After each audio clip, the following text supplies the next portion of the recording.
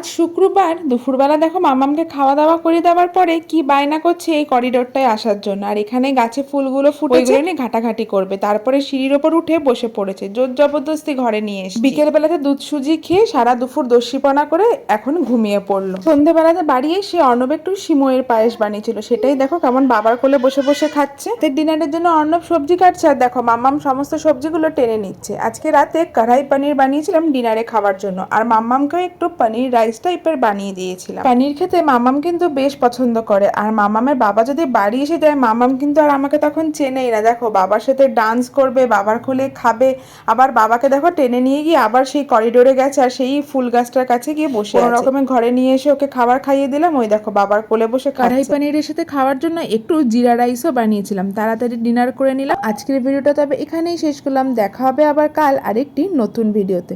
সকলকে টাটা, সবাই ভালো থেকো, সুস্থ থেকো।